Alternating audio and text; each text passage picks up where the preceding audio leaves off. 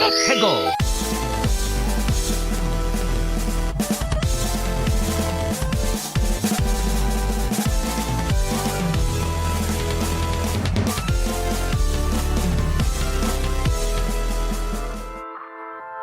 Hello and welcome to another episode of Ferret 64 with me, your host, Yemmy the Ferret.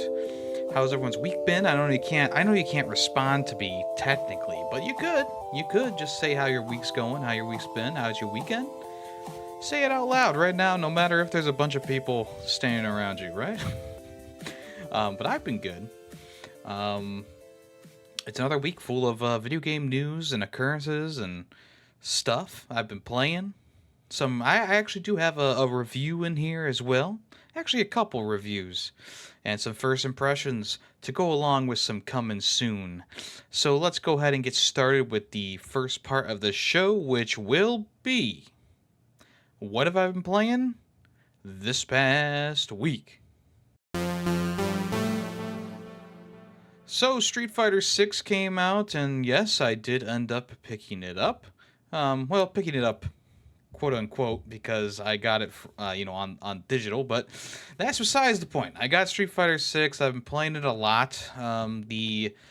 What's it called? The World Tour mode is actually quite addicting. And you might be wondering, like, hey, how's the fighting? How's the blah, blah, blah? It feels like Street Fighter. Okay, that's all I can say about that. It feels like Street Fighter. They've improved a lot of things with like animations and how the characters look, I feel. I mean, I know characters are always like super big proportions in Street Fighter games. That was one of my big issues with Street Fighter 5, is just like the feet and the hands are so big, but the bodies were a little bit smaller. It seems that they've proportioned things out a lot better in this one. Obviously, if you make your own character, you can pretty much do whatever you want. So I guess that doesn't apply to the creative character, but the regular base characters in the game, they all are pretty proportional. You know, their body, the limbs and stuff, they're proportional to the rest of their body in this one, and that makes me feel a lot better with the design of the characters in general. I like the design of the characters. I think that. They did a great job redesigning some older ones and bringing in some new ones with some new designs.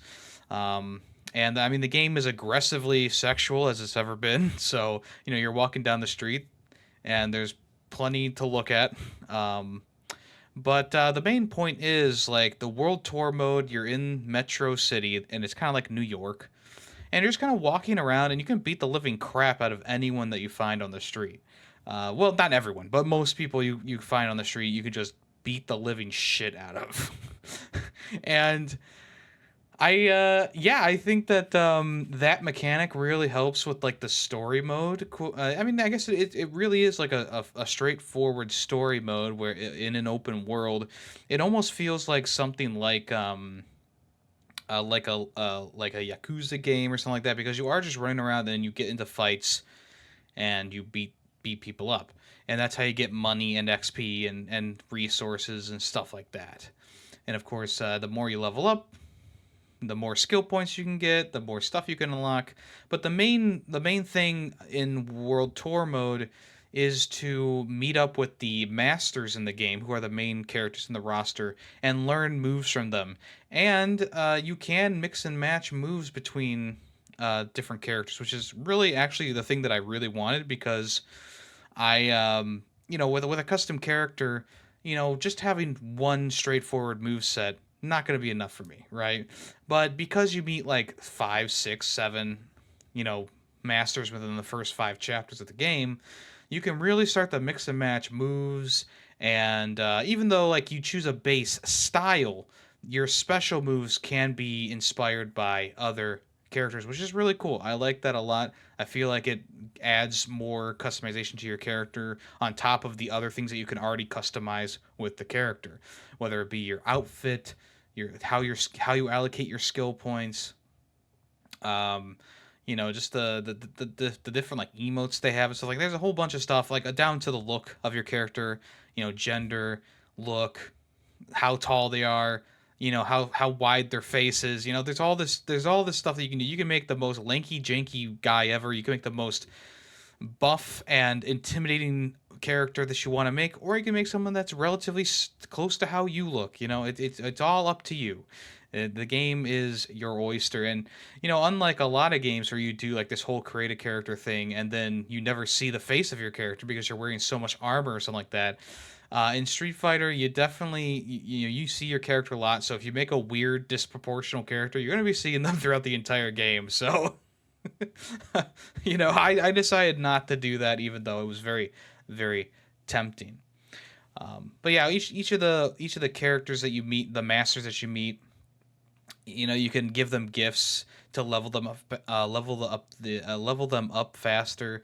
But also fighting with their styles and their moves will also level them up as well. So even if you choose, Luke's fighting style, but you have Chun Li's special attack equipped, you'll technically get points for both those characters, XP for both those characters, and you can level them both up at the same time. So you can have up to 4 special moves and 4 super moves, or is it 2? I think it's 2 super moves and 4 special moves. So you can level up like 6 characters at the same time if you truly desire. Right now, I have a couple moves by Luke on, a couple moves by Blanca on, and there's that one new character. I've been using her fighting style, the Thunderfoot person. She has like those boomerangs with metal in them.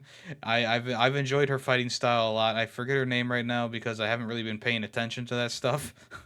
Honestly, Street Fighter 6's like character interactions and story, I've pretty much been skipping through most things that aren't cutscenes just because it's really uninteresting dialogue. That's my one critique here. Some characters kind of talk on for a little while, or you'll get a text message from a character, and they'll send you like 7 rapid messages, and you're just like, okay, skip. It's like, okay, come on, is this really important?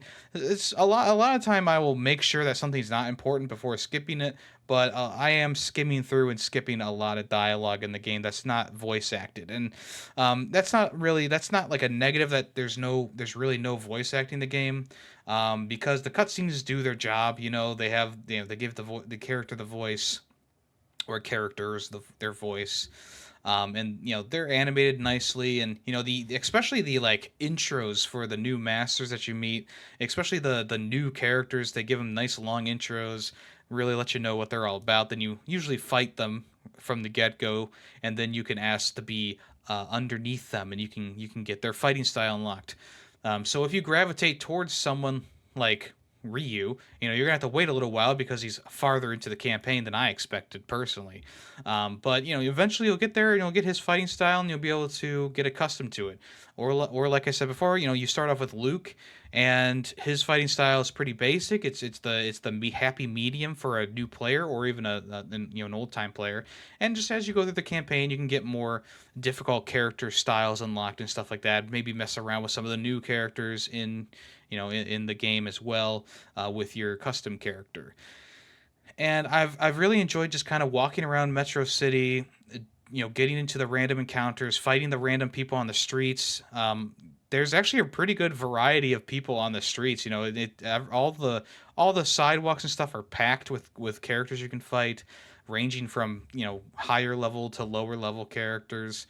There's like these gang members who can rush you and attack you first, and usually you fight like 2 to 8 of those at the same time. Well, not the same time, but through waves. Usually they only allow like 3 enemies on the screen in those instances at the same time, which is pretty cool. I like that idea of you run around, you get into a brawl, you take them out, you get the XP, you leave.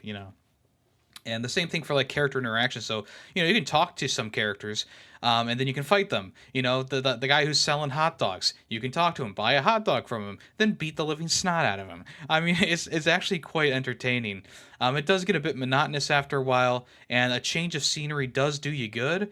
But the other locations that you can travel to around the globe, like Brazil, Mexico, the United Kingdom, etc., they are just like these really flat areas that are pretty much just the fight stage that's themed around the certain characters. So the new character DJ, he's in Jamaica. He's got like this beach party thing in the background of his arena. That's pretty much the entirety of his area that you can go to. Same thing with Cami and the United Kingdom. It's just like a pub, and there's a double decker bus, and it's a street, and it's gloomy outside. And it's like, okay, I like that we can travel here and we can interact with different characters, and we meet the characters in their representative countries. But I would have liked these to be a little bit more fleshed out. Maybe make a couple streets, or maybe make a bigger area to roam around in, because I feel like Metro City is just such a straightforward like New York ripoff, right? And how many times have I walked the streets of New York in a video game, or a similar city in a video game? It's been too many to count. Yes, it has that Street Fighter flair, and of course there's crazy and wacky mini games to get into in Metro City, and there's plenty of characters to fight and many characters to meet. There's a bunch of side missions to do. But I want to do more stuff in these other areas too. It make them worth going to, other than just meeting the master and training under them. Make them a little bit more than just their fight arena. You know what I'm saying? Their level. Because even though I enjoy wandering Metro City, it can be a bit of a hassle at times, and sometimes you want a change of scenery. Well, the only change of scenery you really get in Metro City is when you take the subway and you go to the other half of the city, which is like a park and a big stadium and blah blah blah blah blah. But the problem is that the fast travel for that area doesn't start popping up until later in the game. So you have to take the subway every time you want to go there, because there's roadblocks and whatever. And every time you take the subway, you gotta beat up every single enemy in the subway in under 300 seconds in order to advance to the next area or load into the next area, which I find a bit ridiculous, especially because side missions pop up on both sides of the city as you go farther into the story, so you're going to be going back and forth a couple times. And yes, there is the fast travel, which you can unlock. You just touch the different points of the map, and you can fast travel. But when you go, when you go from one section of the city to the other, it doesn't seem like you can fast travel, at least initially. So it is kind of weird how that's working right now. Maybe I'm wrong. I gotta check that again. But I'm pretty sure when I pulled up my map, I didn't have the option to fast travel the first or second time that I traveled to the second part of Metro City. So I might need to go a little bit farther in the campaign to unlock a fast travel point in the stadium area to be able to fast travel. I don't know. It is a little bit annoying that you got to take that subway and you got to beat every single character on that subway before you can move on. It was fun the first time, then it got a bit repetitive the second and third time. But like I said, the main issue that I have right now with Street Fighter 6 in the story mode and the World Tour mode is just how Metro City is the only place. It's very one note.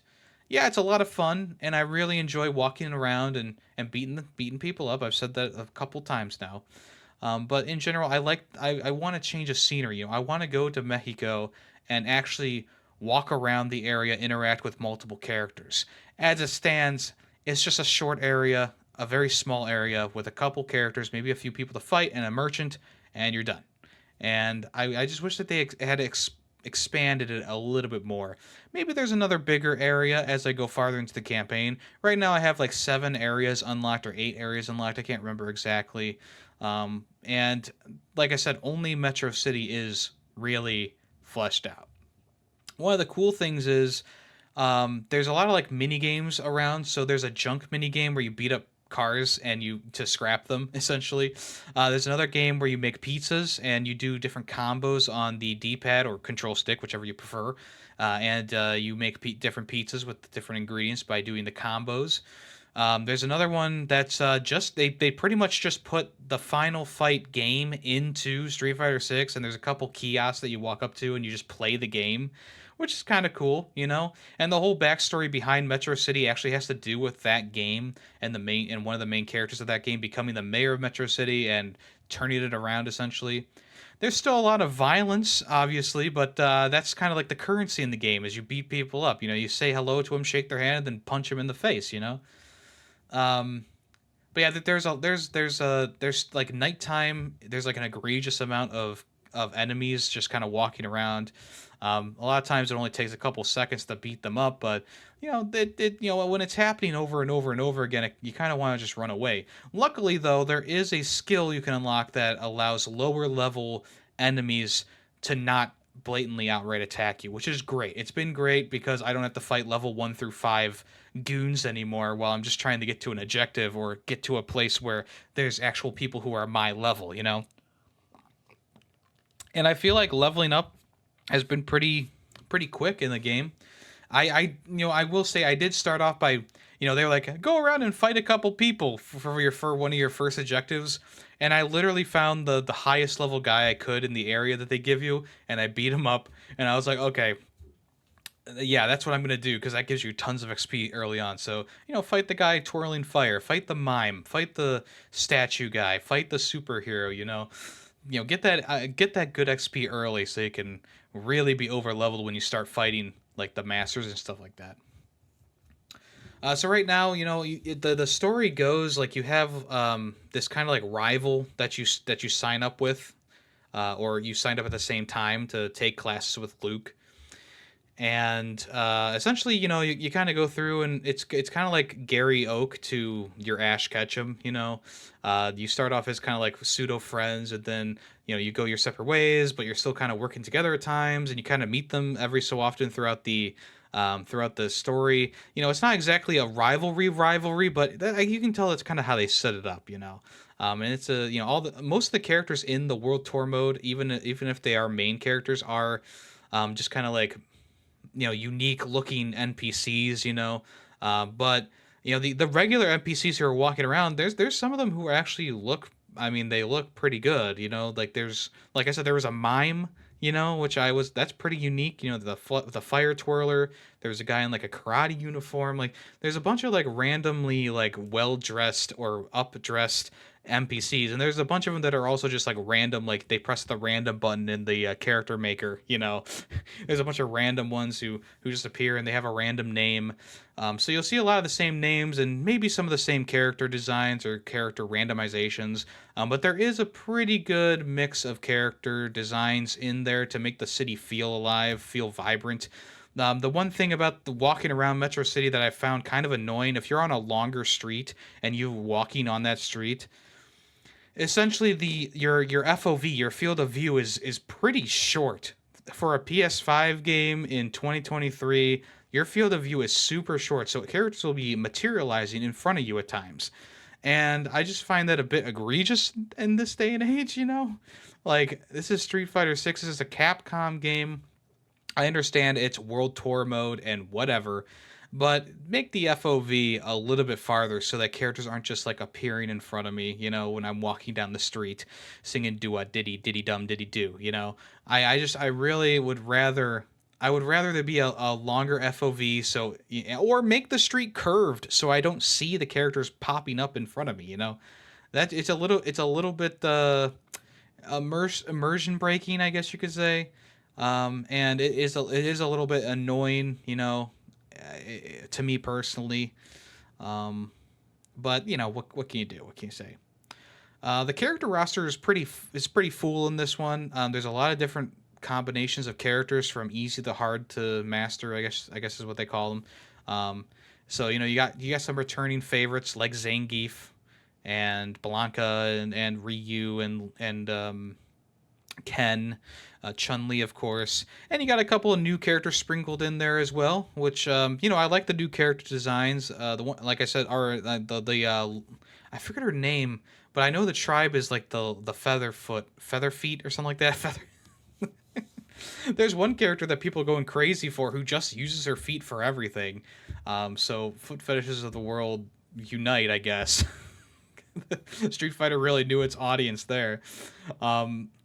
But I found like the regular 1v1 fighting with timed rounds and stuff like that. I don't know. Maybe it's just the fact that it's not Mortal Kombat. I'm just not a huge fan of like the regular Street Fighter experience. The World Tour mode, I will play that all day. I'll probably finish it within the next couple of weeks.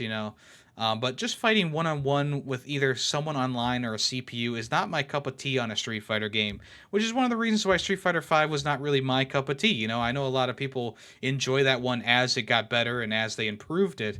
But to me personally, because the story mode was so lackluster and the original set of characters was such, was kind of meh. I didn't, and also I didn't like fighting 1v1 against people or 2v2, however it goes. It wasn't really a game for me. And Street Fighter 6 is kind of like half a game for me because I really enjoy the World Tour mode, and I didn't even talk about the Battle Hub yet.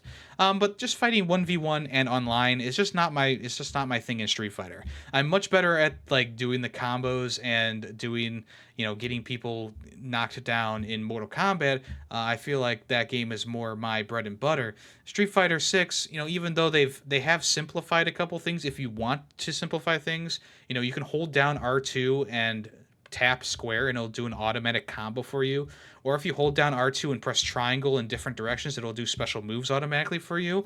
Or if you press O and triangle at the same time, it'll actually do a super move automatically for you. You don't even have to input the combinations, which I find really nice for people who just cannot wrap their heads around those types of things. Also, it makes things a lot more streamlined. It makes things feel a little bit more like Mortal Kombat, but not really, because Mortal Kombat you still need to input stuff. But I find inputting things on Street Fighter 6 to be much more difficult, which is why I have been using the modern controls with the, I guess I'll call them baby mode controls, but you know what I mean. So I have been using the simplified version of the combos because I'm not a real, like I said, I'm not a real big Street Fighter 1v1 kind of guy, but if I'm just using simple combos inside the story mode, who's gonna know and who's gonna care? If I go online and start doing that stuff, maybe I'll feel a little bit icky for doing that. But that's just the thing. Like I said, I'm not really a big Street Fighter 1v1 kind of person, but I can play this World Tour mode all day. And then there's also the Battle Hub, which is like this open area, kind of like this area where a bunch of people can meet up, and it's kind of like the hub area of like Call of Duty World War II's multiplayer, where you spawned in and you could like meet up with people. It's like a real big social thing. And you can you can sit down at a cabinet and someone can sit down across from you. You can fight them with either your custom character or a character that was pre-built into the game. There's multiple things to do in that area. And I thought it was a really nice addition and a really nice idea. When I first walked into or loaded up into it, there's like no one there. And then as I just kind of like was wandering around, more and more people started loading in. So there's definitely a good amount of people online. You just got to wait for them to populate because, if you open up a new room, obviously it's going to be a bit bare until people start logging in and getting populated into that room. And of course, you can play with friends. I'm pretty sure you can play the campaign or the World Tour mode co-op. I might be wrong about that. I'm probably wrong about that, honestly. But you can go into the Battle Hub together and fight and do 2v2s and stuff like that, which is pretty cool. It's a good addition. I love that. So yeah, the Battle Hub, cool. World Tour mode, great. 1v1 battling, not really my thing. Street Fighter has never really been my favorite fighter ever. So that's why I'm really excited that Mortal Kombat is also coming out this year. But it's also kind of weird because like I feel kind of weird playing Street Fighter knowing that there's a Mortal Kombat around the corner.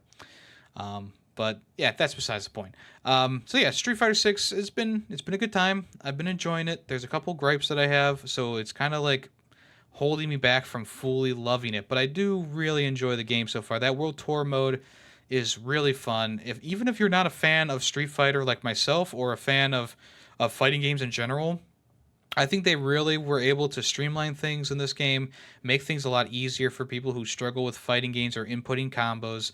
And also the World Tour mode is great. It's just in general a great mode for anyone who wants to try it out. You don't have, it's all against CPUs. It's just a story mode where you go around the city and you fight people, and it's just generally a good time. And what more could you possibly want? So Street Fighter 6 right now gets a thumbs up. I'm enjoying it. Like I said, I'll probably finish that World Tour mode coming up here.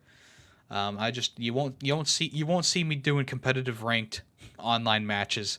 I'm not that into Street Fighter, but I'm into this one enough to play it. And like I said, it gets a thumbs up from me. Planet of Lana.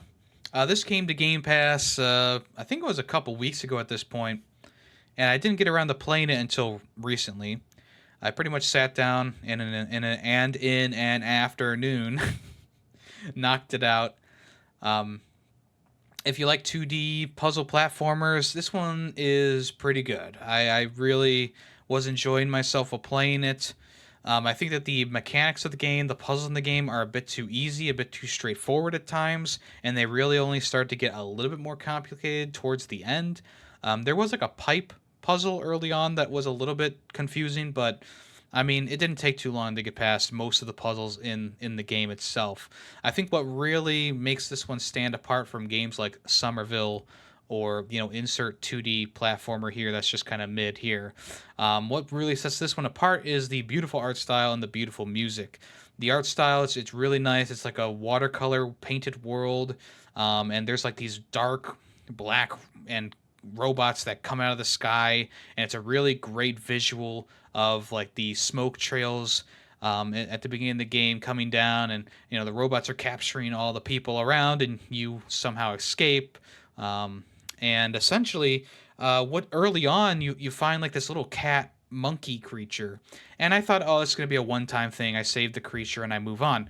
But no, apparently I did not pay close enough attention to the trailers of this game, because the little monkey cat thing actually becomes your act like a partner, and you use that little cat monkey thing to knock down ropes, turn on switches, turn off switches, distract enemies, etc., etc. Like I found this concept of this little creature being your companion very good. I really really enjoyed my time with the game because of this little cat monkey thing that was with you throughout the entire experience. Like I said, though, the puzzles were fairly simple throughout most of the game. Simply just hiding in bushes, moving when the robot's not looking, or turning on a switch, electrocuting the robot, or whatever. But as the game goes on, they do expand on things a little bit. You can control robots later on, kind of basic robots later on. You can um, I don't even. There's quick time events in this game too. I forgot to mention that there are quick time events in this game as well at times.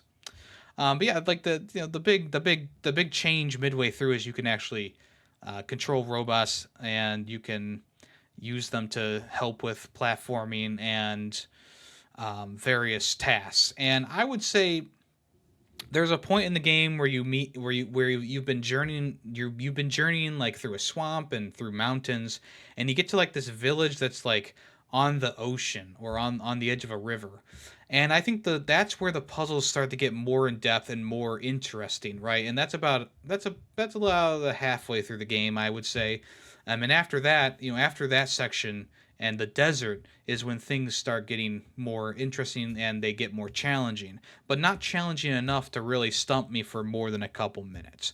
And I think the problem with Planet of Lana is that because they did not go all in and they decided to kind of keep things more basic throughout the entirety of the game, it doesn't stack up to something like Inside or Limbo, but it is up there with it is one of my favorite 2D platformers. That's not a Metroidvania.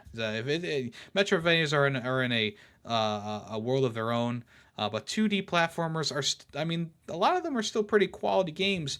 I mentioned Somerville last year, and I believe I did a full review of that on the channel as well. But Somerville was just a big disappointment all around because one, it wasn't visually interesting. Two, puzzle wise, it was very bare bones. Three, story wise, it just wasn't that interesting. Planet of Lana, at least, I mean, it gets the visuals down, it gets the music down, it gets the visual flair down. And the and I guess the one thing that Planet of Lana just kind of struggles with is just keeping it interesting. I mean, I played the whole game in an afternoon, so I can't say that it wasn't gripping me or wasn't keeping me held, but I was teetering on the edge of coming back to it a different day because I was starting to get a bit bored here and there. But luckily, the game picks up every so often with a nice cutscene or a nice visual or you know insert whatever here. So if you like 2D platformers, definitely check out Planet of Lana. It's on Xbox Game Pass, so it's a no extra cost if you want to get it on either the console version or the PC version. I think it's definitely worth playing if you're a fan of 2D platformers, if you like the art style, if you enjoy like these weird sci-fi settings. This game takes place on a planet that's not Earth, but there are human-like creatures there, and they kind of explain how they got there and where the robots come from. And there's like all these like really crazy creatures. Who most of them aren't hostile, but there are a few that are hostile, and you gotta kind of work around them. And like there's just organic material around that you can step on and lift up platforms. So it's a very interesting 2D platformer in that regard. But puzzle wise, I wasn't like totally engaged with the puzzles, but I was more engaged with like the world, the music, the visuals, the creature designs, stuff like that. So it's like a 4 out of 5 for me. I think that's definitely worth playing if you want to check it out. I would definitely recommend going on the Game Pass and booting it up. It was pretty good.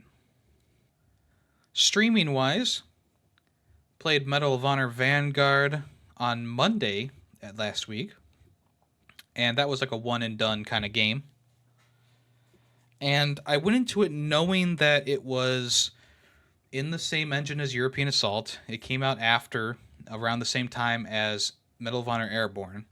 I knew that it was based around the Airborne, but I didn't know that it was just America and versus Germany, throughout the European theater of war, which isn't a bad thing, but it does limit the weapons that you use. You pretty much have the M1 Garand the entire game, along with the Thompson, and then every so often you get the bar.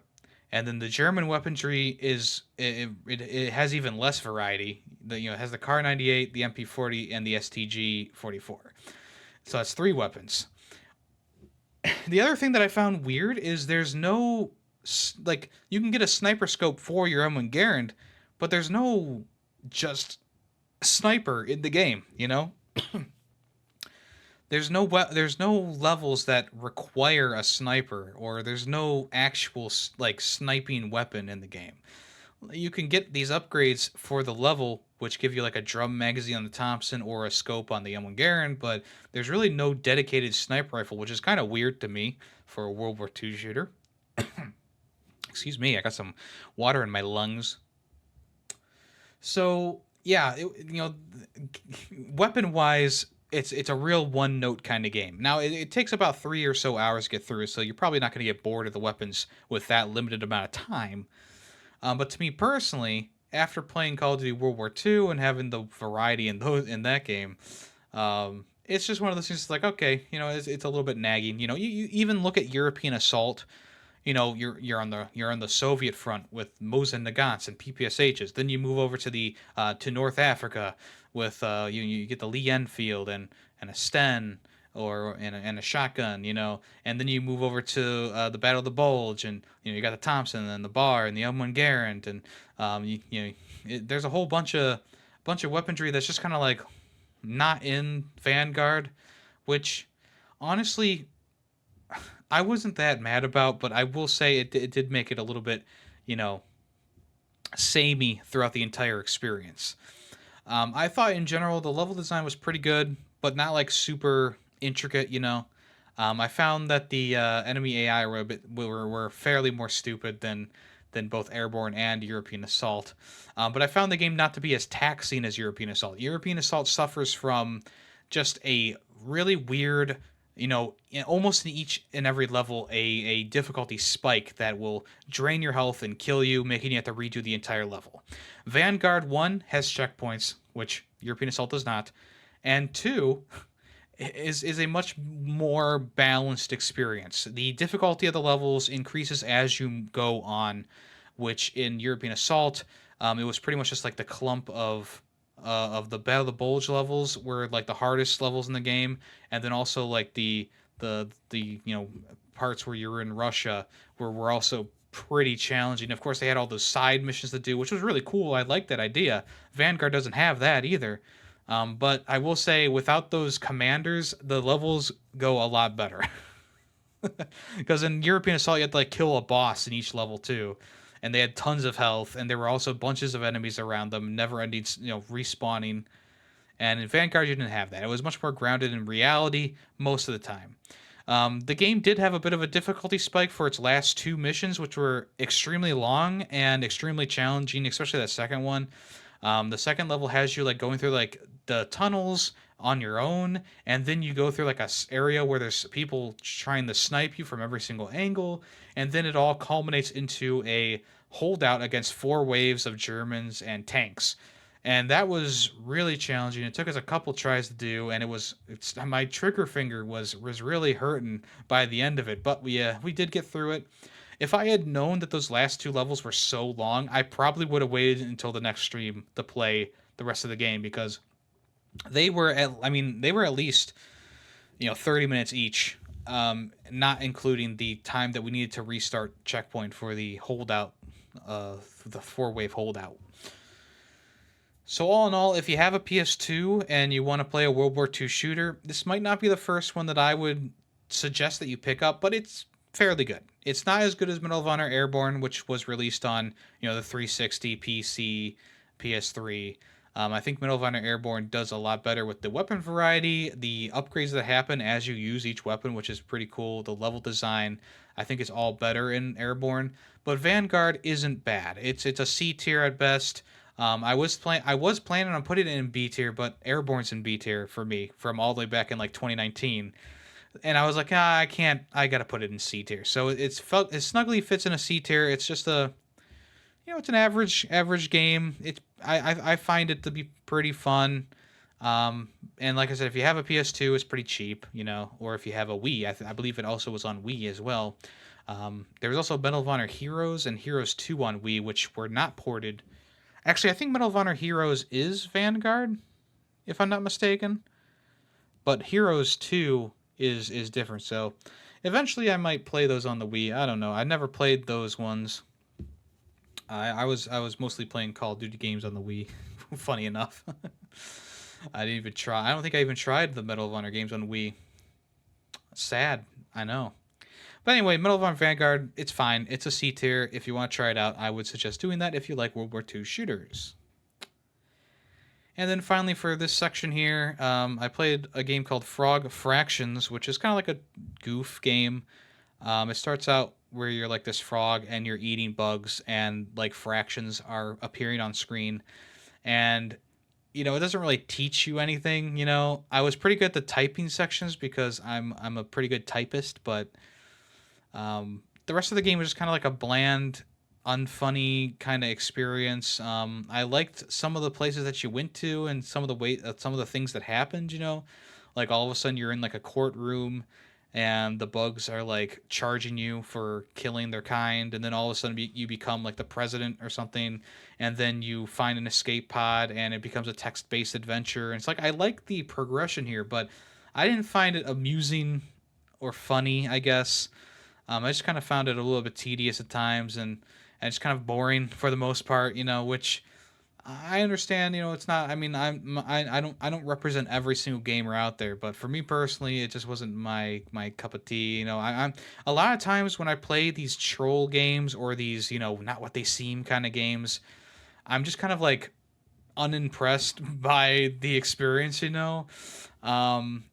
So don't take it personally, but Frog Fractions I put in D tier. I just, I don't think it's F tier because it's playable. It's kind of funny here and there. It's got a good amount of variety, but I found myself getting extremely bored and didn't really enjoy the game in general. So, sorry.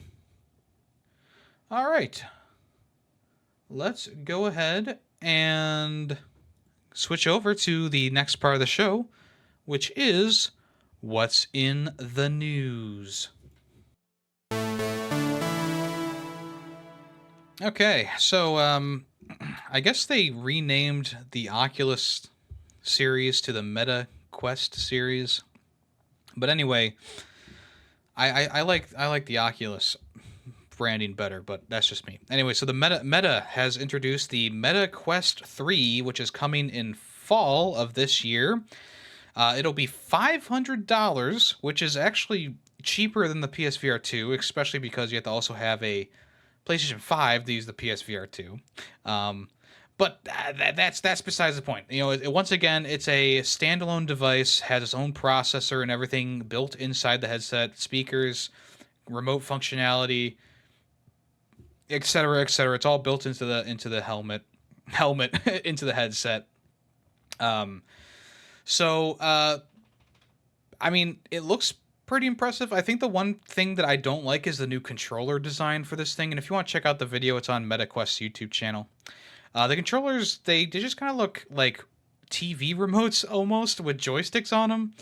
I feel like the Quest, I think I have the original Quest or the Quest 2. Those controllers look a lot better and they seem to have a more style to them. These ones seem like those generic ones that you would get from like a Five Below or something like that, you know? But anyway, so obviously they have a better processor inside the better graphics card inside the headset. 4MP RGB color cameras on the outside, a depth sensor for more accurate representation of your play space, 10 times more pixels in pass-through mode compared to the Quest 2, making pass-through mode more high quality for whatever reason they need to do that. It has a next-gen Qualcomm chipset, which seems to be fancy words for whatever their new graphic system is whatever. Double the GPU of the not the PSVR, the Quest 2. Looks like they redid the strap on it. Looks like to be more of like a headband almost, unlike the well, I guess the other one was a headband too, but it goes on the head a little bit differently. They've improved the weight, I guess. They made it a lot skinnier. It's much less protruding on your face. Yeah, so they say, hey, there's gonna be clearer visuals, sharper visuals, full color pass through, which is actually kind of interesting. Full color pass through. That's something we haven't seen in any headset, I don't think. On launch, there's gonna be 500 plus games, and of course, they went through some of the ones that will be coming around new. So we got Samba de Amigo in VR, Seventh Guest getting remade in VR, Stranger Things VR, Bulletstorm VR, which I'm pretty excited for. That is coming to PSVR 2 as well. Asgard's Wrath 2, which looks pretty cool. I Expect You to Die 3, Cog in the Machine. I do like the I Expect You to Die games. Silent Slayer, Vault of the Vampire, Ghostbusters, Rise of the Ghost Lord, Underdogs, NFL Pro Era, Racket Club, Vampire the Masquerade Justice, Dungeons of Eternity, which is like a procedurally generated dungeon crawler. Arizona Sunshine 2 will be coming to the system, Attack on Titan VR, and there's going to be an Assassin's Creed VR title called Assassin's Creed Nexus VR, which we'll learn more about at the next Ubisoft presentation. So, pretty good lineup to start up the new console, quote unquote. But like I said, it also has all the games that were available on Quest anyway. So that's also a plus there. So if you're looking to get this, it's a bit pricey. I think most VR headsets are going to be a bit pricey on their initial launch. Right now, you can get like a 128 gigabyte version of the Quest 2 for like $300, which is still a bit pricey. The 256 gigabyte model is like $350. But I will say, I find when I do play the Quest, which is not often anymore, I do find that headset just feels really good on your face. And even though it's not as high quality as the PSVR 2, I still find myself enjoying the Quest maybe a little bit more, just because it barely feels like anything's on your face. And if the Quest 3 can do an even better job at that, maybe I'll consider getting one down the road. But right now, the Quest 1 has been perfectly fine for me. I feel like it's a great little headset. Yeah, I mean, the PSVR 2, Obviously, if you're a person debating on which model to get, the PSVR 2 or the Meta Quest 3, well, do you have a PS5? If yes, consider getting the PSVR 2 because the graphics are probably going to look a lot better. I mean, I shouldn't say probably. They are going to look better, most likely, because it is using the PS5's processor and all that stuff. The headset's a little bit lighter, but I think comfortability. I think in terms of comfort, the Quest does feel better than the PSVR 2. But the PSVR 2 doesn't feel bad by any stretch of the imagination. It's just if the Quest has more padding around the eyes, less like fakey rubber touching against your face. And the Quest 3, it looks a little bit more lightweight, more compact. If pass-through mode's a big thing for you, sure, there you go. But yeah, I think it looks fine. I don't think that I'm going to be picking one up anytime soon. But I do think that the PSVR 2 is going to have to come back on the price a little bit. $550 for the PSVR 2 is pretty high up there. I think that they should definitely be selling it for at least $100 less at this point. But that's just me. That's just me personally. They will have to drop it eventually, so get ready for Black Friday. You know what I'm saying? Also, the strap on the headset is made of fabric. I think that might be a little bit worse than the PSVR 2's setup, but I do find that the straps that are like kind of rubber bandy and fabricy, they do tend to keep the headset in place better than what the PSVR 2 and PSVR 1 had. That's just my opinion, but there you go. Looks like it's going to be pretty nice. If you want to check it out, it's coming out in what did I say? In fall of this year. They don't have an exact release date just yet, I don't think. Let me check the end of the. Yeah, they don't. So yeah, coming in fall. Bloomberg put out a huge report on the development and I guess the development and reveal of Redfall. Oh my gosh, my brain is slowly melting. Redfall. So essentially, in this report, they talked about the troubled history of Redfall, how the studio did not want to even really make the game, how confused they were. There's developers being told, make it like a Borderlands. There's another person would come in and tell a different group of developers like, oh, you should make it like insert looter shooter here. So people are getting conflicted. Developers themselves are getting conflicted reports of what it was going to be. And then studio heads came in. They wanted microtransactions in the game. They wanted to make a live service game. They want to do this. They want to do this. They do this. And as things changed in the video game landscape, eventually they were like, okay, take out the loot boxes, take out the microtransactions, blah blah blah blah blah. There's a bunch of stuff that they then in turn took out of the game. People who play tested the game were very surprised at how little the game changed when they play tested it and gave the notes to the developers. Internal testers were quote unquote shocked to see how bad the game came out after they had reported all the bugs and stuff to the developers themselves.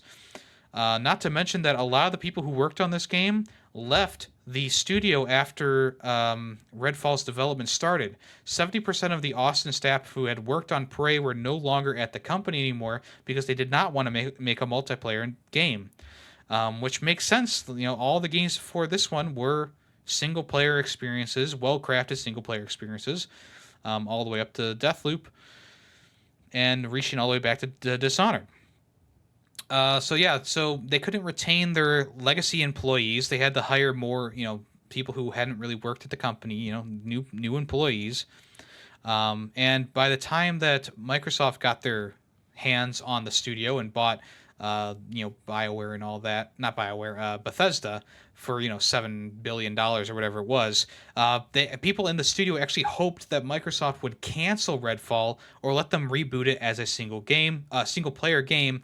But unfortunately, they didn't do that. They told them to finish it up and ship it by May of 2023.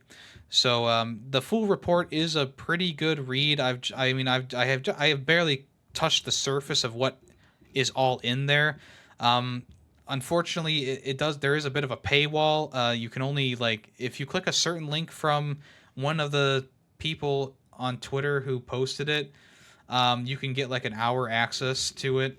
Of course, or maybe it was more like 10 minutes because I had this open on my computer for like 10 minutes today and I've been locked out. So you do have to pay like $1.99 to read it, which is quite ridiculous. But from what I remember and what I read, it was a pretty crazy, pretty crazy development cycle. A game that most people at the company did not want to make. They were kind of forced to make it, and that's the reason why it came out so bad. Is because the people behind it didn't really have passion put into it, and you can feel that. You can feel that there's really no passion. The world is empty. The enemies and AI are bugged and poorly designed. The weapons, you get like the same weapon from all like over and over and over again. The characters' abilities and the characters themselves have hardly any personality to them. And I know there's some people defending this game, which is kind of crazy to me. I mean, this is Redfall is truly one of the worst releases that we've seen in a while now. Like, yeah, of course there's worse games out there. Gollum. Just look at Gollum, which I beat this past week myself.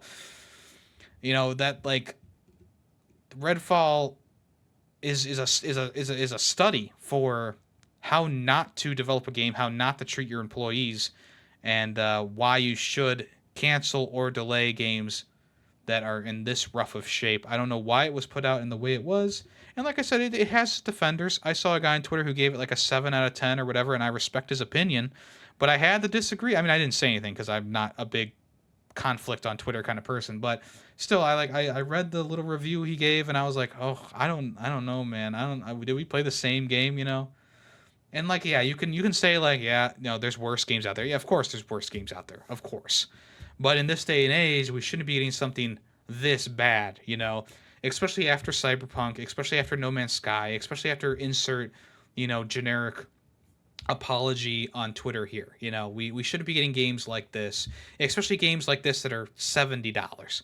You know, they've raised the price on video games now, so when there's a disappointing launch that's not on Xbox Game Pass, like Gollum, or people who just want to play it on PC in general, they're wasting more money on games that are broken, don't work, etc., etc. And it's just sad to see, and unfortunately, people keep buying them. But I will say, there was a report that Redfall went from the most played game on Xbox Game Pass to the least, one of the, it lost an incredible amount of users within the first couple of weeks of the game's release. So that does tell you something right there. And as I've already mentioned in a past episode, Phil Spencer did come out and say like, yeah, it didn't, it didn't launch to, in the way that we wanted it, which is like fine, but delay it, give this thing another month, I say it over and over and over again. If Cyberpunk had an extra 2 months, it would be perfect. If Jedi Survivor had an extra month, it would have been perfect. But unfortunately, they released it in the way that it was, and I gotta judge it on the release and when I played it. And boom, bada bing, Redfall, one of the worst games this year. Not the buggiest, but definitely one of the worst. All right, Yuji Naka, who was the creator of Sonic and later went on to create Balan Wonderworld. He could be facing 2 years in prison because of his insider trading. So yeah, Yuji Naka, who was he's not been sentenced yet. The verdict will be reached on the 7th of July, but it has come out that he could be spending 2.5 years in prison if he is guilty or admits guilt. So they could do a plea deal. Reduce the fine, reduce the sentencing. Maybe knock out the jail time altogether. Who knows? But the fine would be 2.5 million yen. Oh, okay. There's 2 fines they could be issuing: 2.5 million yen and 170 million yen, or slightly less than 1.5 million US dollars. So obviously his defense team is trying to get that lowered. In Naka's specific case, it was alleged that he purchased stock in 2 developers using privileged and confidential information to make the buys ahead of the public announcement of new games. For the full picture, you'll need to check out the coverage from last year on pushsquare.com, but I've already gone over that back when the news was breaking. But yeah, we'll see what happens. July 7th comes around. We'll see if he doesn't have any jail time. I'm guessing they're going to at least lower the fines and knock off the jail time in my professional lawyer opinion, which is nothing. I do not have any lawyer experience. But I think it's most likely that his jail time will be crossed out and he'll just have to pay some fines. That sounds like that seems like it's going to be it. Moving on. As you probably already guessed, Hideo Kojima will not be involved with Metal Gear Solid Delta remake, Snake Eater remake. It'll be led by Konami itself with assistance from Virtuous Studios and artist Yoji Shinkawa, who wasn't a part of the original game either. So, in a statement, they said the development team will work hard to create this remake and also the ports for Metal Gear Solid Master Collection so they can be enjoyed on multiple platforms by even more players from around the world.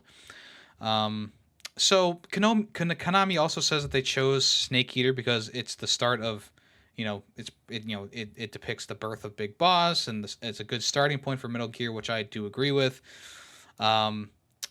Then obviously people have been asking for them to remake the game or re-release the game for quite some time now. And it was always a pipe dream of Hideo Kojima to return to Konami to work on Metal Gear Solid again. But obviously with the fallout and exit from the company, he's not going to be doing that. He's currently working on Death Stranding 2 anyway, so he probably wouldn't have time for this. So yeah, I mean, it's no surprise that Hideo Kojima is not involved, especially after how he left and Metal Gear Survive. They kind of shit all over Metal Gear Solid with that game. but he's moved on to different things. And I'm sure the Metal Gear Solid Delta remake will be fine. Moving on. Resident Evil. Capcom wants to know which Resident Evil you want to see remade next. In a new survey on Capcom.com, you can sign in and accept all the stuff, and it asks you a couple of questions. Which games do you want to see remade? Resident Evil 1, 5, 6, Code Veronica, 0, Outbreak, Revelations 1 and 2, etc., etc.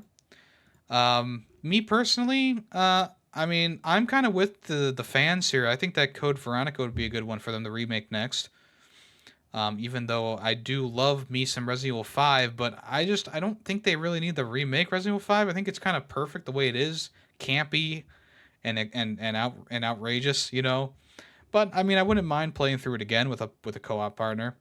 I think that they could do some good work for Resident Evil 6 and make it into a playable experience. They would have to remove a lot of content, but there you go. And also, I think Revelations would be a good remake as well. But that is already available on PS4, so whatever. But yeah, I'm sure a lot of people are going to request Code Veronica, and maybe they will. Maybe they will do it, or maybe they'll just do their own thing. But the nice thing is that Capcom is asking you, what would you like to see, which is nice, All right, so Devolver Digital has scheduled a live stream. I'm guessing this would have been their E3 showcase, but now it's a part of the Summer Games Fest. So on the 8th of June at 3 p.m. Pacific time, they will be showing off a slew of games that are going to be coming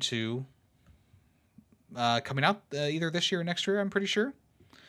I don't know, they this weird ad campaign is like, we're bringing back a character that everybody loved. And it's like this character that I don't think anyone knows about or knew, and I think that they did that on purpose. They kind of gaslight you into being like, was he in Call to the Lamb? Was he in Broforce? Was he in Bear and Breakfast or whatever? So they're titling this live stream "The Return of Volvi." So yeah, he's back. Watch it at summergamesfest.com, June 8th at 3 p.m. Pacific time. Their presentations are usually pretty wacky, pretty bizarre, pretty good.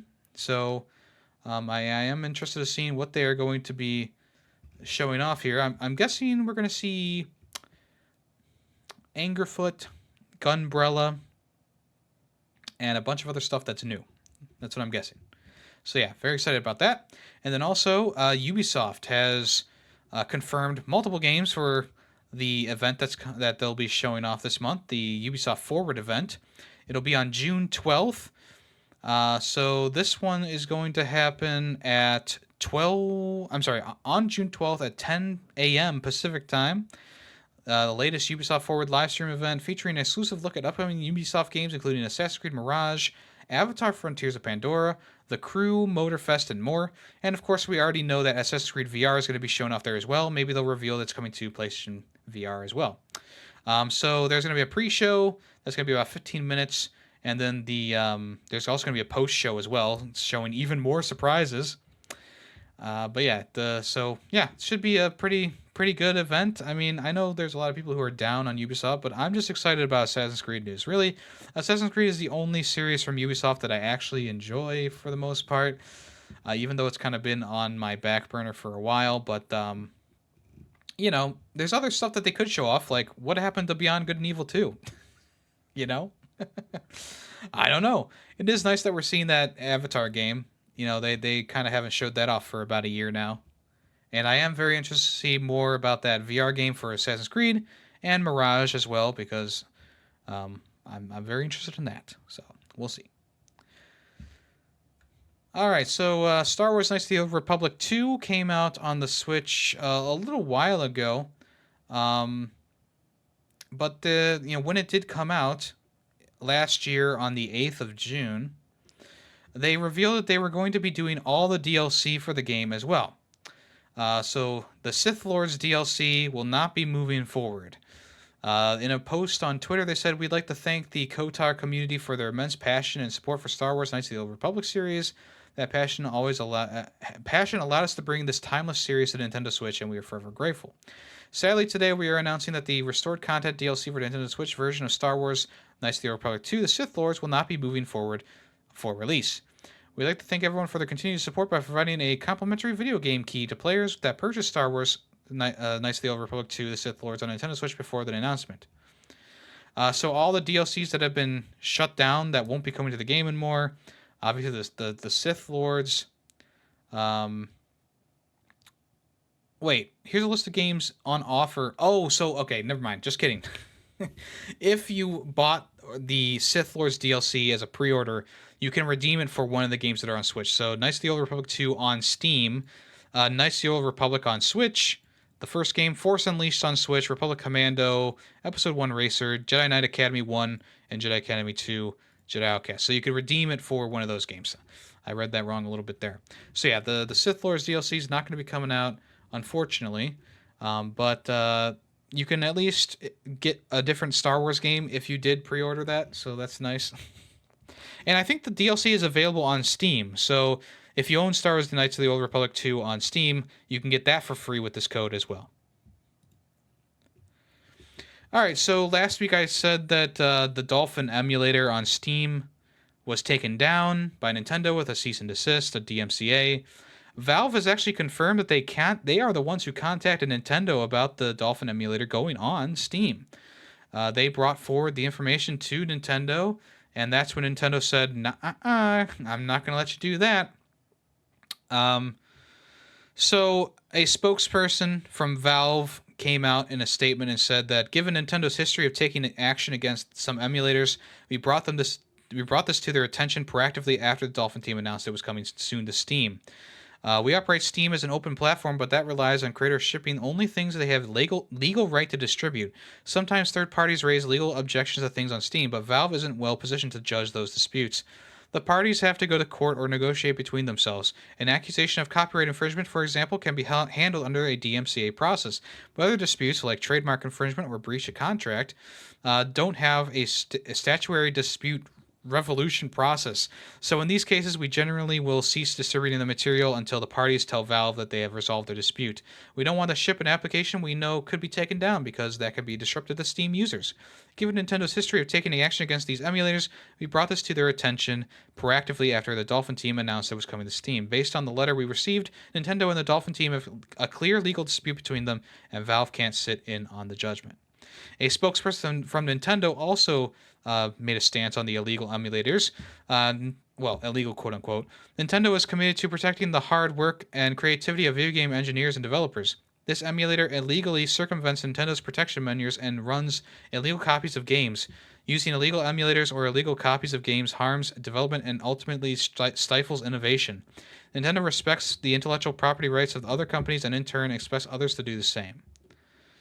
So, one of the things that I talked about a while ago with the Point Crow thing and how he made a multiplayer mod for Breath of the Wild, one of the things I forgot to mention is that he didn't make it himself, but the person who did make it is using just the information given with the game. The mod is made entirely within the game, so they're not making their own. You know, they're not making harmful. Like I don't know how to exactly explain it, but that means that the legal points that Nintendo makes aren't exactly sound in that scenario because it's just all their coding. They're just reconfiguring the code, and they're giving it out for free, so they're not even making money for it. The Dolphin emulator is kind of the same way where it's being given out for free. If people want to download it, they still can on the Dolphin website, I believe. And the Dolphin engine is pretty much their own code. So, except for they found out that there was like a Wii code in there that they couldn't use, which I talked about last week. But it's essentially all original code by the Dolphin engineers. And they aren't distributing the games inside. I mean, they made a strong point to make sure you knew, like, this is just an application. There are no games in here. There's no mods in here. So Nintendo's saying, like, the illegal use of games or the illegal copies of games and whatever. Does Nintendo even read the fine print of the stuff they're putting, DMCA's against? Like, it clearly says there's no games present. It can run them, but there's no games present. So I don't know what's going to happen. I'm guessing that Dolphin will not be coming to Steam anytime soon, and I will have to wait and see what happens. Plus, at this point, with Valve actually sending them this Dolphin emulator, could Nintendo then go on to sue the people who made it, who are giving it out on their website?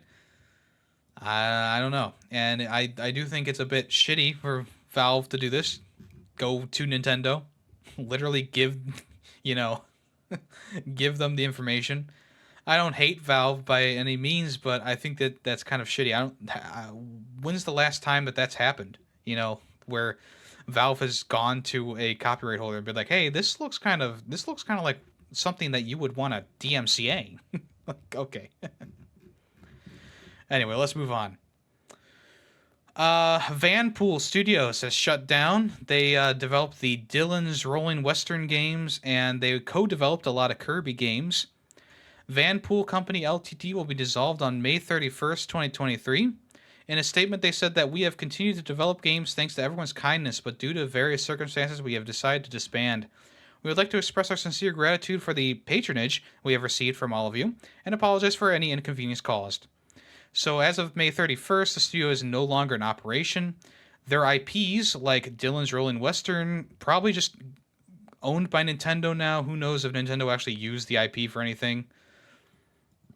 They co-developed Mario & Luigi Superstar Saga, Chibi Robo Ziplash, Kirby's Return to Dreamland Deluxe was the latest one that they worked on, along with Kirby Fighters, and Kirby Forgotten Land as well. Wii Motion Play is in their repertoire. There you go. So, yeah, it's always sad to see a studio close, especially one that has like a beloved kind of underground IP like Dylan's Rolling Western. I never got to play it. It was a DS exclusive.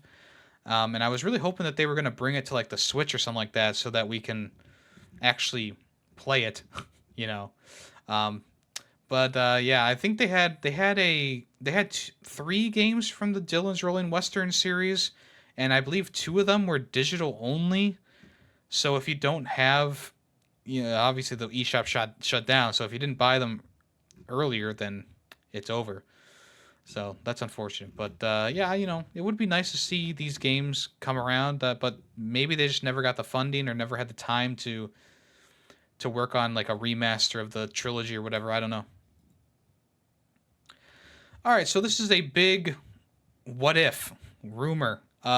Someone posted on Twitter and I don't know if they're a developer or affiliated with a developer or whatever, but the creator of Over the Hedge retweeted it and said, "Hey, that'd be pretty cool." Essentially, what this person is saying is that they are going to be doing an HD remaster of the Over the Hedge video game along with the game that was on the DVD called Backyard Obstacle Course. Release date to be determined. They said they are going to announce it at the next Nintendo Direct. Now, this is fishy.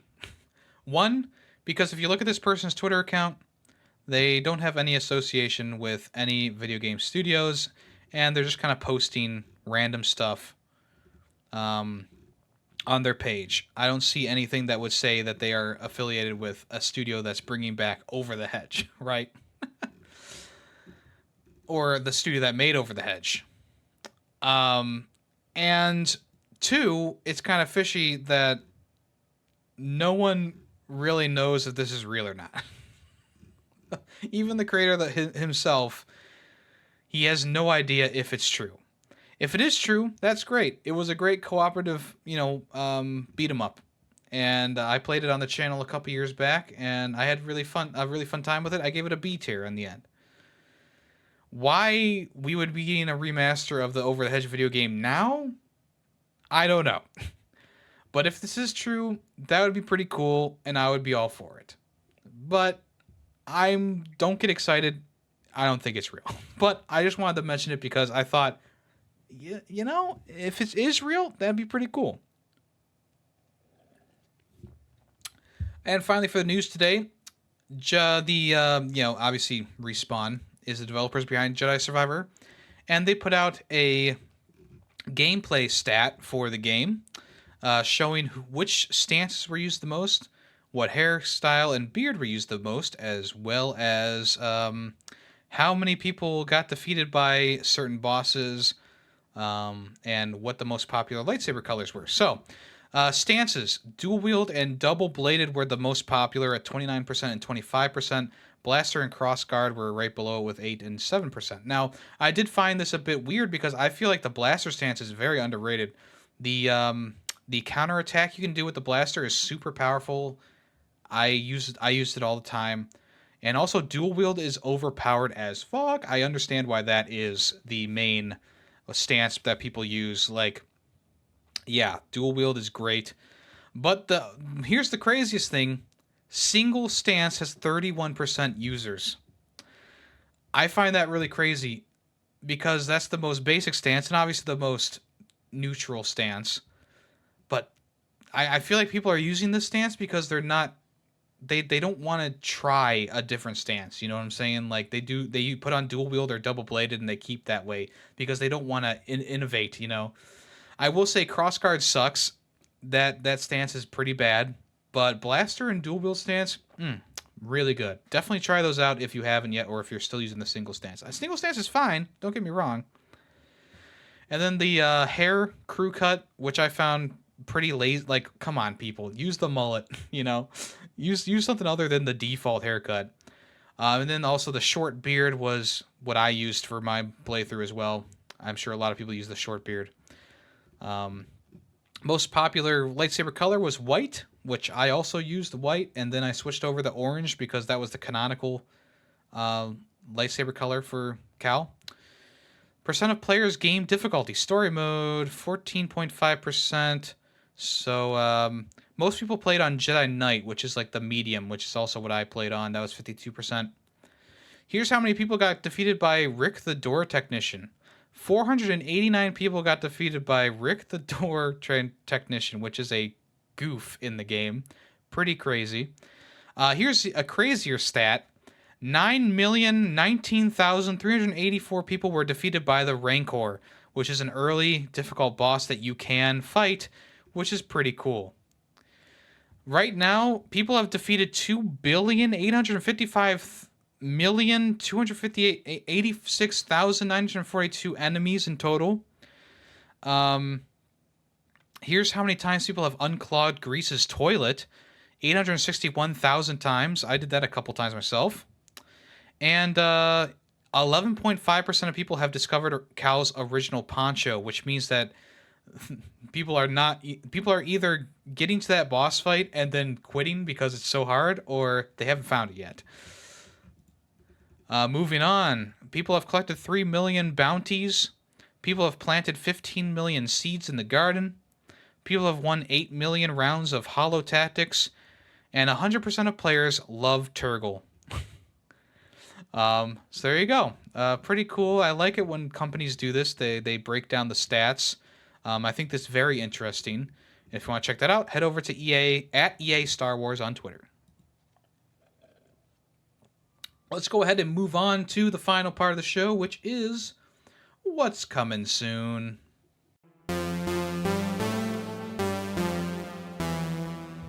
All right, Marvel's Spider-Man 2. They've detailed how having two characters is going to work in the game, and apparently you can switch characters with a click of the button, which is probably going to be after the story mode, because I said while in scripted events and story missions, we will change as we see fit.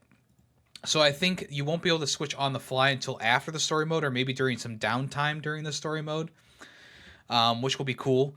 But yeah, there's going to be missions tailored to Peter, missions tailored to Miles. There will also be free roaming stuff around the city, probably like the random events, and you can swap Spideys whenever you want. When you're in the middle of a main mission and some set moments, there will be no control over which character you're using, but it seems like most of the time you'll be able to choose. We have content designed around Peter, around Miles, and content where you can play as either. They also have unique and shared skill trees for the two protagonists.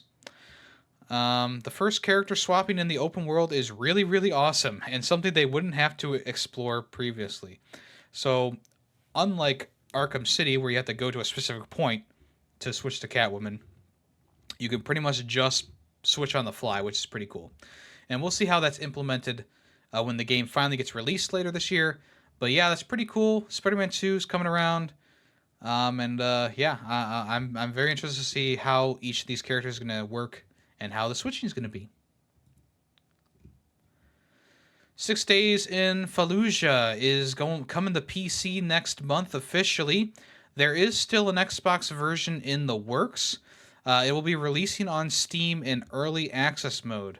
The developers behind the game on 6 Days Game on YouTube showed an early access announcement trailer. It was pretty much just showing some in-game footage of people working tactically, and they had an interview with some people who were in the war, I guess you could say. But yeah, it looks like it's going to be kind of like a tactical shooter. Fallujah was a big tactical failure by the U.S., so, essentially, you need to survive like 6 days. It's a 4-player tactical cooperative game. Come to Steam Early Access in June 22nd. This game was pretty controversial when they first revealed it.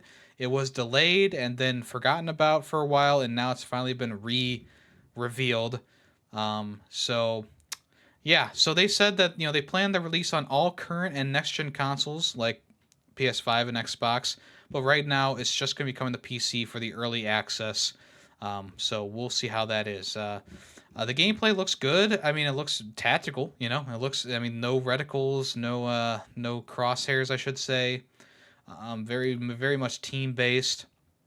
I don't know if there's like a solo mode in here, but yeah, four-player squad going into Fallujah, and this is coming from Highwire Games, who includes former Halo developers. Like I said, it's been a bit of a controversial game. I'm sure there's plenty of YouTube videos that you can watch, but it has been a bit controversial. It's based on true stories and, et cetera, et cetera. And I think people are a bit leery about what this game what is going to be, just based on the early trailers. But I'll leave it at that. Ratchet & Clank Rift Apart is going to be the first Ratchet & Clank coming to PC in July. The next-gen Ratchet & Clank game is going to be coming to Steam and the Epic Games Store. The developer and PC porting specialist Nixie's Software is behind this version. of the game. It's going to launch on the 26th of July, 2023. The PC version features ray traced reflections as well as new ray traced shadow tech to take the already stunning game to the next level. In addition, various ultra-wide aspect ratios will be supported. The game's frame rate will be unlocked, and you can choose from numerous performance-enhancing options, including NVIDIA DLSS3, AMD FSR2, Intel XeSS, and Insomniac Games Temporal Injection, as well as NVIDIA Reflex and image quality enhancing NVIDIA DLAA. Furthermore, the game includes mouse and keyboard support, and also supports controllers to make and will make use of the DualSense features when plugged in. Pre-orders are now live if you want to check that out. Seems like a pretty good get for PC players, but PC ports have been a bit rocky lately, so you might want to wait for some reviews. System Shock Remake recently came out on the PC to a lot of fanfare, actually. It's been getting really great reviews. I am interested in it, but I'm not interested enough to get a copy right now because it is a pretty penny for a game that seems to be a one-to-one recreation of the old game, which is very confusing. And I don't know if I'm in the mood to go through a game as puzzling and crazily designed as this one. But I will say the trailers and stuff and gameplay that I've seen looks really, really good. Very sci-fi heavy. Looks like they really did a good job remaking this game. But is it coming to Xbox or PS5? Right now, console editions of System Shock will release on PS4, 5, Xbox One, Xbox Series S, and X in due course. So they do not have an official release date for the game yet, but it is right now on the PC, available for you to play if you want to. I understand waiting for a console port of the game, especially if you don't have a PC that's able to play it. I find it weird that it's coming to PS4 and Xbox One. I feel like that might just be an obligation that they made because I believe this was a Kickstarter game. So, yeah. So if you want to check it out, I would definitely say, hey, check out some gameplay footage for it. You won't be disappointed. It looks really good. Seems to play pretty good. But like I said, it is an old school, first person shooter at its core, and they did not change anything about the game. So there are some things that from System Shock 1, when I tried to play it, that was just so confusing I could not get through the game, and it looks like they haven't changed any of that. So I'm a bit leery, but I will pick it up if it comes on sale or if it comes to PS5 soon. Okay, Alan Wake 2, which is coming in October 17th. There's a video on the Remedy Entertainment YouTube channel where they talk about the new character called Saga Anderson. So in the video, they talk about the new co-main character, detailing how she links to the story.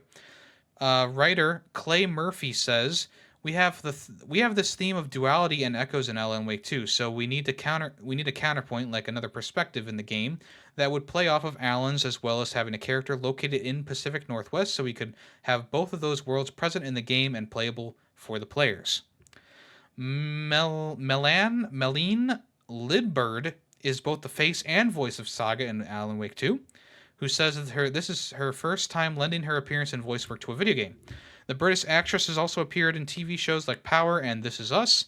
In the video, she explains, I'm excited for the world to see Saga because I think she's a brilliant role model, and just to see a woman in this role, a woman of color being a protagonist in a game, we don't see that too often.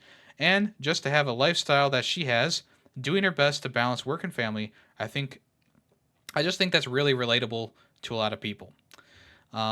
There's more information, obviously, in the video itself, but I will let you watch that if you want to. I think it's going to be a very interesting game, especially with two protagonists in here. Like I said before, I think it's going to be Alan Wake writing the story, and she's kind of going through it herself. And maybe she's a character that Alan Wake completely makes himself. It's hard to say how it's going to be. But Alan Wake 2 will be coming out on the 17th of October. Right now, it's a digital-only release. And THQ has been pushing to get a physical version out, but Remedy doesn't seem to want to do that. It's going to be about $60 if you want to check that out. Hot Wheels Unleashed 2 Turbocharge has been announced. It's coming in October. Not even 2 years after the original game's release, they're getting a sequel. And that original game was pretty good. I enjoyed it. But, as I said before, if a racing game doesn't have a great gimmick, I'm not going to be playing it for too long, and that's what happened with Unleashed. It really didn't have a good hook. It didn't really have a good, the racing felt good, but I got kind of bored with it after a while. So Unleashed 2, essentially what they're doing is they're taking the Hot Wheels cars outside. You can go inside, outside, in the backyard. There's going to be like obstacles like rolling rocks and stuff like that that'll come around. They've added even more Hot Wheel cars to the mix along with the old favorites. Hopefully they change up how you unlock cars and how you unlock tracks, because that was super fucking annoying in the first game. But I will say that the first game was very high quality in terms of like sound design, graphics, etc., how the cars felt. So, am I interested in this? Sure. Am I going to be getting it right away? No, I don't think so. I think after playing the first game, I'm not super interested in playing the second one. But if you didn't play the first one and you want to try this out, I would recommend it, because the first game in general is a good racing game. So yeah, according to the website, you'll be racing in all new locations, having different terrain types, which will affect the handling of your car. Some of these new environments include the backyard, an arcade, and a gas station. They're also including motorbikes, monster trucks, and other vehicles join the fun. Some have new mechanics like jumping and side swipes. The website has also confirmed the return of campaign mode with an all-new story, plus several new modes for the sequel called Grab the Gears, Demo Derby, Drift Master, and Waypoints. So there you go. Check that out if you want to. The game is going to be coming on October 19th, 2023. Skatebird is finally making its way on the PS5 and PS4 after its exclusivity with Microsoft is over. Skatebird, not the best reviewed game. I remember Callus saying that he wasn't really that into it or wasn't really that good. It'll be available on PS5 and PS4 for $20, and it's available right now if you want to check that out. It's a cutesy game, birds riding tech decks. It's pretty cute. But does it reach the heights of Tony Hawk's Pro Skater? I don't think so, but I haven't played the game, so don't want to judge it too harshly. All right, WrestleQuest. If you don't recall, WrestleQuest was recently delayed because of a huge announcement or a huge whatever. And instead of it being like John Cena or whatever I thought it was, it's just that the game is now officially coming to Switch. On August 8th, the game will be coming to all consoles now. The Switch was on the back burner, I suppose. Even at PAX East this past year, the game was featured there, but they did not have a Switch release date. They didn't know if it was coming to Switch. So now the game will be coming to Switch, and there's a new trailer for that right now called Legends Trailer. If you want to check that out on the Nintendo of America YouTube channel. And if you don't know what this is, it's a turn-based wrestling game. I mean, it looks pretty cool. It's an 8-bit or 16-bit style or whatever you want to call it. I don't know if I'm going to be picking it up myself, but if you like wrestling, might be a cool game to try out. It seems like there's a lot of passion, and obviously these people are definitely big fans of WWE. I mean, what more can I say? So if you want to check that out, like I said, just check out the YouTube video for WrestleQuest Legends trailer. And other Nintendo news, they've announced Everybody 1-2 Switch. So a sequel to 1-2 Switch is officially coming out. I guess this has been rumored for quite some time, but now it's officially going to be, it's officially been revealed. The new entry is going to be released on the 30th of June for $30. It's going to be about 3.3 gigabytes in size. This new game players will be able to use Joy-Con and smartphone devices to participate. Want a party? Break out the Nintendo Switch system and laugh it up in your next game night. Mix up your next get-together with Everybody 1-2 Switch. Grab some Joy-Con controllers or smart devices for team-based games that are easy to set up and feature everything from balloons to aliens. People at your next party can get moving to show off their teamwork in multiplayer mashups. A mix of game modes keep you on your toes. Use Joy-Con controllers or smart devices, team up, and let the games begin. Split into teams and see which group can win in a certain number of games first. So yeah, it's pretty much just a mini-game collection. I remember people saying that 1-2 Switch was relatively, lackluster in a lot of ways. And maybe they'll, hopefully they've improved the game in this one. Hopefully they bring back the milking mini-game. Hopefully they put more stuff in there. Like put like a Mario Party type mode. Put maybe like a story mode or something like that, or challenge mode. Put something in there to really make this a good party game. Have there be some single player content in there. I know it's probably not designed around that, but it seems like you need at least 2 people for most of the games that they showed off in the trailer, or maybe even all the games. The integration of being able to use a cell phone, a mobile device, is pretty good. I don't know how it's going to work in general, but seems like it's going to be a pretty well integrated feature. Other than that, not really much else to say other than 1-2 Switch was a bust, so hopefully they've improved the game with everybody 1-2 Switch. Here are your PlayStation Plus essential games for June 2023. We got 3 games coming around. The first one being NBA 2K23, which, it's the end of the basketball season, so I kind of expected NBA to push their game onto PlayStation Plus. The last time they did that was with, I think it was 2K21, or was it 19, something like. I know there was another 2K game, because I scrolled through all my PlayStation Plus games recently. I know there was at least one other 2K game in there. So yeah, 2K23 is coming around to PlayStation Plus. I'm sure it's a fine basketball game. Jurassic World Evolution 2. I never got around to playing this, but I liked the first one. So that's coming to both PS5 and PS4 as well.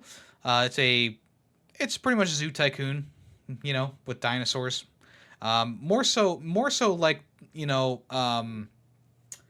what's it called? Not Zoo Tycoon. It's oh my god, I am totally blanking. It's whatever. It's like the more meticulous one. The more what are they? Planet Coaster, Planet Zoo. Yes, yeah, there you go. And then also Trek to Yemmy will be on the PS5 and PS4 as well. Great 2D hack and slash kind of game. Loved it. Loved the art style. Didn't make my top 10, but definitely would have made like a top 15. You know what I'm saying? So Tuesday next week, you'll be able to redeem those and start playing them if you so desire. Not a great month, but it's pretty good. It's not bad. Here are 7 games coming to the Game Pass in June here. So we got Car Mechanics Simulator, Slashers X, Terminal Aftermath, Vengeance of the Slayer, and The Big Con. Those are all available right now. On June 6th, we're going to be getting Amnesia the Bunker. June 8th, Rune Factory 4 Special Edition. Stacking also in June 8th as well. And then Dordongen.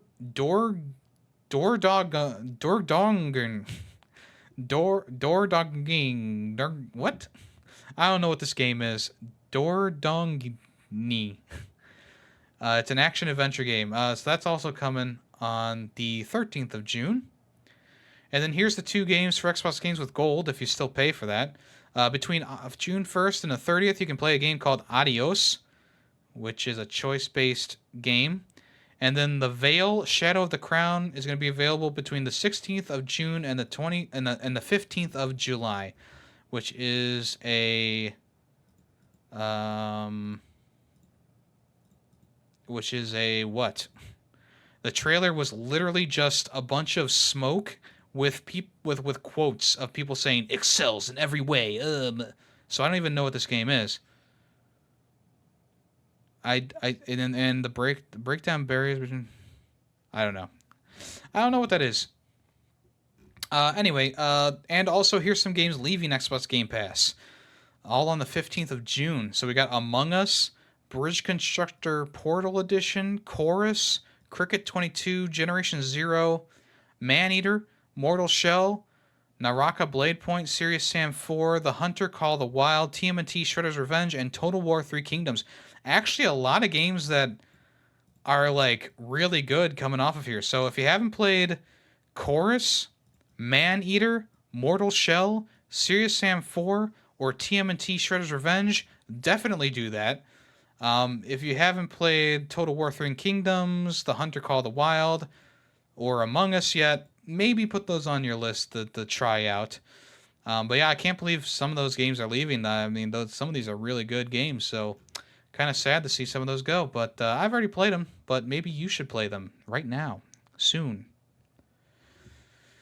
All right, folks. Well, that's it for me today. I appreciate you listening to this episode of the Ferris 64 Podcast, your one-stop shop for all video game news, occurrences, and reviews. If you want to check me out on Twitch, we're right now doing the June Plus month where we play games that were on PlayStation Plus that I never played or never finished.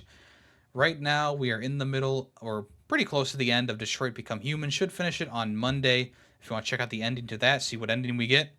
My playthrough has been kind of rocky so far, I feel like. Every decision I've made has ended up either killing Connor or going wrong in some way. So, you know, I've not been having the best playthrough in terms of, like, you know, choices. But I feel like Detroit Become Human, I'll talk about it more next week. But, I mean, probably one of the best choice-driven games that you can play, really, honestly, in my opinion. So, if you want to check out the ending of that, that's going to be on Monday, and then we'll be moving on to a new game on Tuesday, most likely, which will be chosen by our Wheel of Games. It's all random.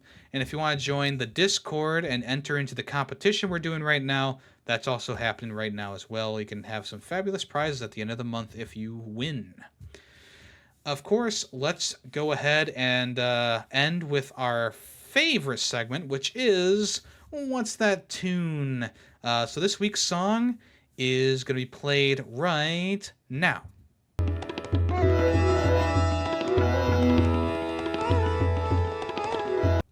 And if you think you know what that song is, make sure you go over to the Discord and put that in the Fair64 channel, and you can win a free super reaction. Last week's song was it was Ezio's Family from the Assassin's Creed 2 soundtrack, and congratulations to Greedy Waffles who got that one correct. So I enjoy that song. I like that song a lot. So if you get this one, if you think you know what this one is, head over to Discord and let me know in the Discord channel for Fair64. All right, folks, I will see you all next week. I'm Yemmy the Ferret, and I'm out of here. Bye-bye. The Fair64 Podcast is owned and edited by Yemmy the Ferret. The song Nightshade, used in the intro and outro, is owned by Adhesive Wombat. Small sound clips during the podcast were made by Yemmy the Ferret. News sources include NintendoLife.com, PushSquare.com, and PureXbox.com. All opinions video game related are my own. Thank you for listening.